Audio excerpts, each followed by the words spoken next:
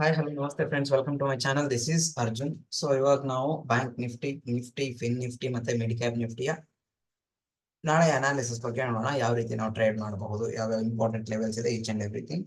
And ಇವತ್ತು ನಮ್ಮ student ಗಳ ಲೈವ್ ಕ್ಲಾಸ್ ಅಲ್ಲಿ ಇದೊಂದು ಟ್ರೇಡ್ ಪ್ರೊವೈಡ್ ಮಾಡಿದ್ರೆ ಬ್ಯಾಂಕ್ ನಿಫ್ಟಿಯಲ್ಲಿ. So it is around 120 points profit ಅನ್ನು ಕೊಟ್ಟಿದೆ. Okay, and then as of now bank ನಿಫ್ಟಿಯಲ್ಲಿ ಒನ್ ಡೇ ಟೈಮ್ ಫ್ರೇಮ್ ಅಲ್ಲಿ ನೋಡೋದಾದ್ರೆ ಮಾರ್ಕೆಟ್ ಸ್ವಲ್ಪ ಮೇಲೂ ಹೋಯ್ತು ಅಂಡ್ ವಾಪಸ್ ಬಂದು ಕೆಳಗಡೆ ಕ್ಲೋಸ್ ಆಯ್ತು. ಇಂಪಾರ್ಟೆಂಟ್. ಓಕೆ, ಅದಾದ ನಂತರ ಮಾರ್ಕೆಟ್ ಯಾವ ರೀತಿ ಮೂವ್ ಆಗ್ತಾ ಇದೆ ನೋಡಿ.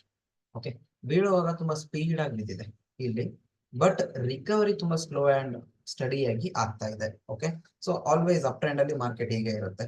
ರಿಕವರಿಯಲ್ಲಿ ಸ್ವಲ್ಪ ಸ್ಲೋ ಅಂಡ್ ಸ್ಟಡಿ, ಬೀಳುವಾಗ ಶಾರ್ಪ್ ಆಗಿ ಬೀಳುತ್ತೆ. And then 15 minute time frame ಅಲ್ಲಿ ನೋಡೋದಾದ್ರೆ ಇಂಪಾರ್ಟೆಂಟ್ ಲೆವೆಲ್ ಐದರ್ ನಾವು ಇದರಲ್ಲಿ ಬೈಯಿಂಗ್ ಮಾಡ್ಬೋದು ಅಥವಾ ಸೆಲ್ಲಿಂಗ್ ಮಾಡಬಹುದು. ಓಕೆ, ಸೊ ನನಗೆ ಕಾಣ್ತಾ ಇರುವ ಇಂಪಾರ್ಟೆಂಟ್ ಲೆವೆಲ್ ಅಂದ್ರೆ ದಿಸ್ ಒನ್. ಓಕೆ, ಈ ಲೆವೆಲ್. ಸೊ ಇವಾಗ 48,151. ಸೊ ಇದ್ರ ಮೇಲ್ಗಡೆ ಹೋದ್ರೆ ನಾವು ಬೈಯಿಂಗ್ ಅಪಾರ್ಚುನಿಟಿಯನ್ನ ನೋಡಬಹುದು. ಬಟ್ ಯಾವ ರೀತಿ ಮಾರ್ಕೆಟ್ ಓಪನ್ ಆಗ್ಬೇಕು ಅಂದ್ರೆ ಇಲ್ಲಿ ಸ್ವಲ್ಪ ಫ್ಲಾಟ್ ಓಪನ್ ಆಗಿ ಮಾರ್ಕೆಟ್ ಸ್ವಲ್ಪ ವೇಟ್ ಮಾಡಬೇಕು. ವೇಟ್ ಮಾಡಿ ಬ್ರೇಕ್ ಆದ್ರೆ so there might be a bullishness in the market. ಅದಾದ ನಂತರ ಇಮಿಡಿಯೇಟ್ಲಿ ನೆಕ್ಸ್ಟ್ ಟಾರ್ಗೆಟ್ ಬಂದ್ಬಿಟ್ಟು ಇಲ್ಲಿವರೆಗೂ ಇರುತ್ತೆ ಅಥವಾ ರೌಂಡ್ ಲೆವೆಲ್ ಇರುತ್ತೆ. ರೌಂಡ್ ಲೆವೆಲ್ ಅಂದ್ರೆ ಲೈಕ್ ಎಕ್ಸಾಕ್ಟ್ಲಿ 48,150 ಆದ್ಮೇಲೆ ನಾವು ಬೈಯಿಂಗ್ ಮಾಡೋದಾದ್ರೆ ಲೈಕ್ 48,500 ರೌಂಡ್ ಲೆವೆಲ್ ಇರುತ್ತೆ. ಓಕೆ, 48,000 ರೌಂಡ್ ಲೆವೆಲ್ ಅಂದ್ರೆ ಇಲ್ಲಿವರೆಗೂ. ಓಕೆ, ಸೊ ಇಲ್ಲಿವರೆಗೂ ಟಾರ್ಗೆಟ್. ಬಟ್ ಈ ಲೆವೆಲ್ ಅನ್ನ ಫ್ಲಾಟ್ ಓಪನ್ ಮಾಡಿ ಅದು ಬ್ರೇಕ್ ಆಗ್ಬೇಕು. ಅಕಸ್ಮಾತ್ ಫ್ಲಾಟ್ ಓಪನ್ ಆಗ್ಲಿಲ್ಲ, ಇಲ್ಲೆಲ್ಲೋ ಓಪನ್ ಆಯ್ತು, ಸ್ವಲ್ಪ ಬಿಲೋ ಕೆಳಗಡೆ ಓಪನ್ ಆಯ್ತು ಅಂದ್ರೆ ಇಲ್ಲಿ ಇದ್ರ ಕೆಳಗಡೆ ಅಥವಾ ಗ್ಯಾಪ್ ಡೌನ್ ಆದ್ರೆ ಸೆಲ್ಲಿಂಗ್ ಅಪಾರ್ಚುನಿಟಿ ನೋಡಬಹುದು ಈ ಲೆವೆಲ್. ಬಟ್ ಎಲ್ಲಿವರೆಗೂ ಬರೋ ಚಾನ್ಸಸ್ ಇರುತ್ತೆ, ಇಲ್ಲಿವರೆಗೂ ಬರೋ ಚಾನ್ಸಸ್ ಇರುತ್ತೆ. Recent swings, this is completely price action analysis ನಾನು ಹೇಳ್ತಾ ಇರೋದು. ಇದಾದ ನಂತರ ಅಕಸ್ಮಾತ್ ಮಾರ್ಕೆಟ್ ಈ ಲೋ ಅನ್ನು ಬ್ರೇಕ್ ಮಾಡಿದ್ರೆ ಆ ಸ್ಟ್ರಾಂಗ್ ಸಪೋರ್ಟ್ ಬಂದ್ಬಿಟ್ಟು ಈ ಲೆವೆಲ್ ಇರುತ್ತೆ. ಯಾಕಂದ್ರೆ ಇಲ್ಲಿಂದಾನೇ ಶಾರ್ಪ್ ರಿಕವರಿ ಆಗಿತ್ತು ಮಾರ್ಕೆಟ್ ಈ ಲೆವೆಲ್. ಓಕೆ, ಅದಾದ ನಂತರ ನಿಫ್ಟಿ ಬಗ್ಗೆ ನೋಡೋದಾದ್ರೆ ನಿಫ್ಟಿ ಕಂಪ್ಲೀಟ್ಲಿ ನನಗೆ ಸ್ವಲ್ಪ ಸ್ಟ್ರಾಂಗ್ ಕಾಣ್ತಾ ಇದೆ. Okay, bullishness, there is a chance of bullishness. ಯಾಕಂದ್ರೆ ಕಂಪ್ಲೀಟ್ಲಿ ಅಪ್ ಟ್ರೆಂಡ್ ಹೋಗಿದೆ.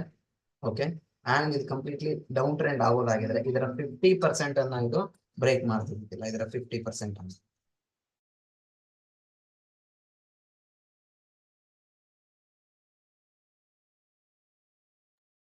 ಸೊ ಈ ಟ್ರೆಂಡಿನ 50% ಅನ್ನ ಬ್ರೇಕ್ ಮಾಡೋಕ್ಕಾಗಿಲ್ಲ, ಫೈನಲಿ ಇಲ್ಲಿ ಕ್ಲೋಸ್ ಆಗಿದೆ. ಹಾಗಾಗಿ ಸ್ಟಿಲ್ ಮಾರ್ಕೆಟ್ ನಿಫ್ಟಿ ನನಗೆ ಬುಲ್ಲಿಶ್ನೆಸ್ ಕಾಣ್ತಾ ಇದೆ. So if it break this level 22,560 flat open ಆಗಿ ಬ್ರೇಕ್ ಆದ್ರೆ we can go for bullishness, ಅಂದ್ರೆ ಲಾಂಗ್ ಟ್ರೇಡ್ ಅನ್ನ ತಗೋಬಹುದು ಈ ರೀತಿ. And then CNX finance, Fin Nifty ಇದು ಕೂಡ ಸೈಡ್ ವೇಸ್ ಆಗಿ ಮೂವ್ ಆಗಿದೆ. Okay, almost sideways. ಇಲ್ಲೆಲ್ಲ ಇದೊಂದು ರೇಂಜ್ ಆಗಿ ಫಾರ್ಮ್ ಆಗಿದೆ.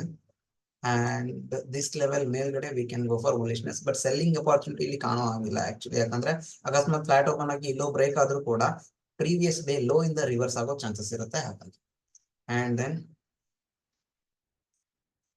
Mid cap Nifty, as still ಇಲ್ಲಿ ನೋಡಿ 1 time 2 time 3 time, almost 3 times ವರೆಗೂ ಬಂದಿದೆ.